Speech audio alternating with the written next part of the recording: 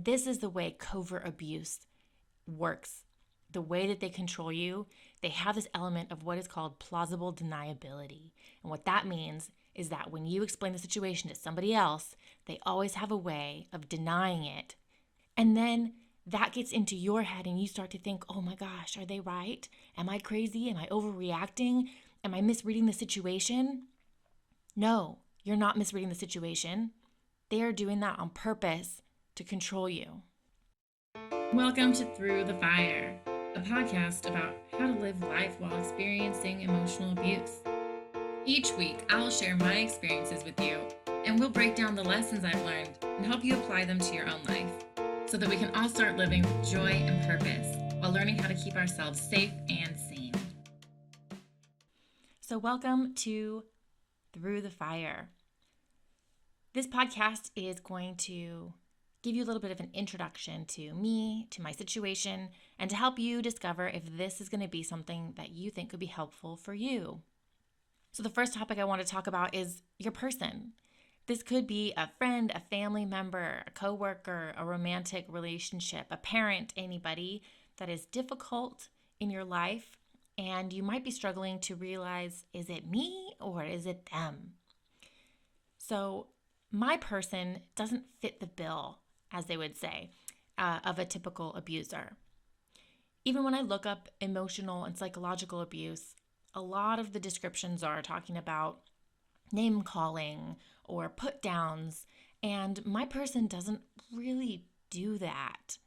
They've never outwardly called me a bad name or tried to shame me in a really obvious way. And it's even taken a professional counselor to be in the room for me to even notice when he's trying to put me down or shame me. So that makes it really confusing to discover or to realize what's going on in this relationship. So I wanted to first off read you guys the definitions of covert abuse and coercive control, because these are two things that I'm dealing with on a fairly regular basis. And they're things that are not well explained when you start diving deep into the world of narcissistic abuse and control and abuse dynamics. So covert abuse is defined as emotional and psychological abuse that doesn't involve outwardly controlling behaviors such as raging, belittling, threatening, and blaming. It's stealthy abuse, it's hidden abuse, it's passive aggressive. It's the things that make you sound like you're crazy when you're trying to explain it to somebody else. The best way that I have to describe this is when you're training a dog. Now, I'm not saying that you're a dog or that I'm a dog or that any person is a dog or deserves to be treated like one. But for this example, it makes sense.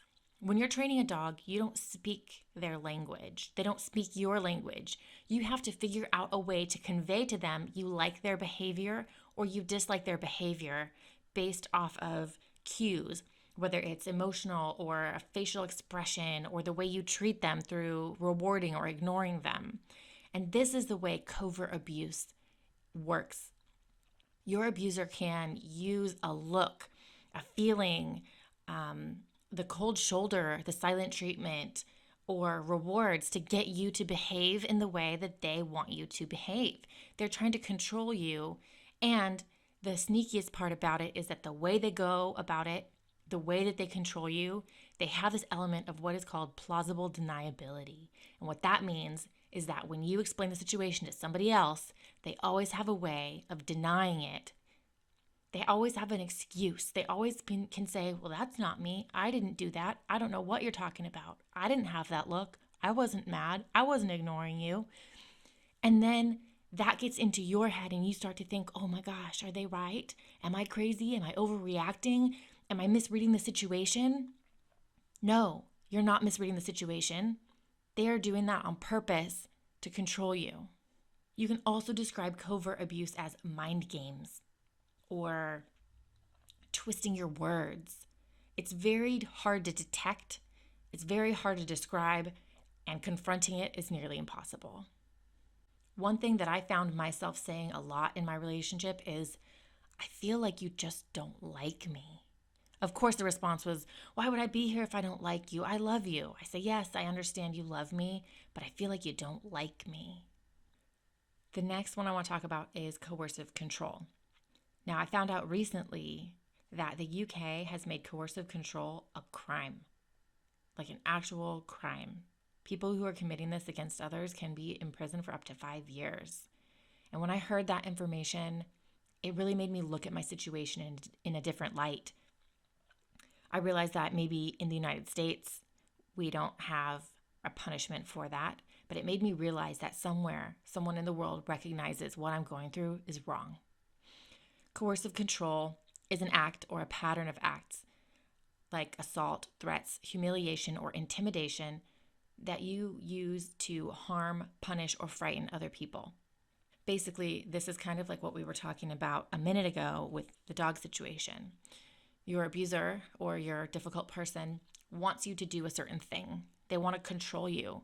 And they use coercion, which is convincing you to do something, as a way to make you comply. And they can do this through rewards, through punishment, through very subtle, covert things. Maybe they just need to shoot you a look and you know, oh no, the storm is coming. So you just step in line. You end up running in circles trying to do everything they want you to do, trying to predict what they want so that you can make sure that they're happy. And it seems like no matter how hard you try, how much you twist yourself into a pretzel to try to appease them and to comply with their insane demands, you just can't do it right. And that is because they don't really care about what they want you to do. They just want you to be off balance. They want you to know that they are the ones that are in control, that they are the ones that are mentally sound, and that you're the crazy one, which of course isn't true, but it's how they want you to feel. In my situation, everything, like I said, is very covert. It's very subtle. It always has that element of plausible deniability. One thing that abusers use to control their victims is depriving them of independence. This is controlling their movements or telling them they can't go certain places or they can't do certain things or wear certain things. And in my situation, I always questioned, is that really what's happening? Because he never outright told me, no, you can't do that. No, you can't go there. It was insidious. It started in the beginning with him telling me a story of something that his ex did that he didn't like. And then said, I just don't think I could be with somebody who would do that. And that was have a girls' night with her friends. So I knew right from the beginning, oh, okay, he's not going to be okay if I try to go out without him. But at that time, I was so caught up in the romance of it all, I didn't want to go anywhere without him. So that was easy to comply with in the beginning. Then it crept into my family life. My mom was coming to town and she wanted to visit. She wanted me to stay with her for a couple of days at a nice Airbnb. And he got angry, really angry. And I realized that he didn't really want me to go. And I wasn't sure why. And he said it was just that he was going to miss me and that it was too long of a time. But as it turns out, it has nothing to do with that. He's thrown a fit every time I try to visit my mom or my mom visits me. He never told me that I couldn't hang out with my friends. In fact, he encouraged me to hang out with my friends. But then every time I did it, we would get in a fight. And the fight could be about anything. It didn't have to be about me going out or staying out too late or whatever it was that I was doing. He always picked a fight about something. And subconsciously, I realized every time I do this, we're going to get in a fight. And I hate fighting, so of course I stopped doing that. He did the same thing with my sex drive, with the way that I dressed. He was attracted to me because I was, I dressed attractively. And then he quickly decided he didn't like that and that I wasn't going to be able to stay faithful to him because my sex drive was just out of control, which, by the way, it's not. It's very normal and healthy for any woman my age. Then he started accusing me of staring at other men, and every time we went to a restaurant, he would sit us so that I was facing a wall. Then he would get on my case for looking at him too much. He would also get upset if I looked at my phone. So I was forced to really just stare at a blank wall when we went out to eat because I was so uncomfortable. I started walking with my head down, just staring at the floor because I knew that if I made eye contact with anybody, it would be a problem. Even on the day where I realized a lifelong dream, he wasn't there to support me. He didn't congratulate me afterward. He just pretended like it didn't happen. And when I told him that it hurt me, he had nothing to say. You end up a hostage in your own life. And one person even said the victim becomes captive in an unreal world created by the abuser, entrapped in a world of confusion, contradiction, and fear. In my life, the rules are always changing. I'm expected to predict what he wants and comply. And when I ask him to be clear and please just explain what it is that you want, I will do what you want if you just tell me what it is, the response I get is, you should know. Another element of this kind of psychological and emotional abuse is financial abuse. And I was in denial about that for a long time. He always paid the bills and gave me what I needed. He always made it very clear that he would give me money if I needed money for anything, and he would get upset at me for not asking for money when I needed it. But, like any abuser, he made me feel crazy. We would get into a big fight when he knew I needed money. I'd ask him for money. He said, I'll give it to you in the morning, and then start a huge fight. So in the morning, we were angry with each other. I was scared, and I didn't want to ask. It was humiliating to be treated like the scum of the earth and then have to beg for money. It was so degrading. And then he would come home and say, I remembered while I was out today that I was supposed to give you money. Why didn't you ask for it? I would say, because we're in a fight and I'm not going to ask you for money when I'm in a fight. And his response was, well, you need to learn how to separate. You can't just, put your needs on the back burner because we're in a fight, which is another manipulation all in its own. So after about 2.5 years of this, breaking up, getting back together, good times, bad times, crazy making behavior, I decided that I'd had enough. I was no longer willing to put up with this, and I decided to leave. He pulled out all of the stops, of course. I'll go to therapy. Oh, okay, I said. Therapy it is. Let's go. And when I said that, I didn't realize that going to therapy with a person like this is probably one of the worst things you can do. They don't get better. They just get better at manipulating you.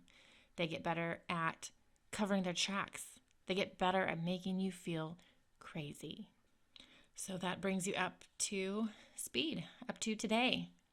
Today we have been in therapy for a year, and I've realized that it's not just a huge waste of time, it could actually be damaging. So I stopped talking in therapy. I stopped bringing up problems. I stopped trying to work on issues because he always had a way of spinning it to make it sound like a communication problem. When it wasn't a communication problem, it was a control problem. When I tried to talk to the therapist about this, he said, oh, that's interesting. It sounds exactly the opposite of what you guys are saying in therapy. I said, I know. That's because he lies in therapy. He said, well, that's concerning. Like, yes, very concerning. That's why. Are you here? Are we on the same phone call? That's why I don't want to go anymore. So that is the tip of my iceberg. My goal with this podcast is to document things as they happen. I have decided that whatever happens in this relationship, whether I stay in it or get out, I need to prioritize myself. I am dying slowly every day. It's affecting my health. It's affecting my mental state. And I know that if I don't do something about it, this will end very badly. So I'm here to heal. I'm here to share in my healing with you as I am healing. I was so tired of finding podcasts of people who had already gotten out of abuse, who were looking back on it, who always described their abuser as like, oh, he was name calling, he was putting me down, he was threatening me. But my situation is so much more subtle than that. So I wanted to share my situation with you guys because maybe you're going through something similar right now. Maybe I can phrase it in a way that makes more sense to you. Maybe we can make this journey together. We can go on a discovery journey, a healing journey, a safety journey together to get ourselves safe emotionally, physically, financially, to heal, to share, to make connections. Because when you're in a situation like this, even if you're surrounded by people, it feels very lonely. And to have somebody who understands exactly what you're going through can make a world of difference. So that's what I'm here to do, to help you know that you're not alone, to create a safe space where you can share, where you can get feedback, where you can heal. So I would encourage you to join my online community on Facebook, Through the Fire, where we can share about our experiences, get a second opinion, get support, and make some meaningful connections with other people who know what you're going through.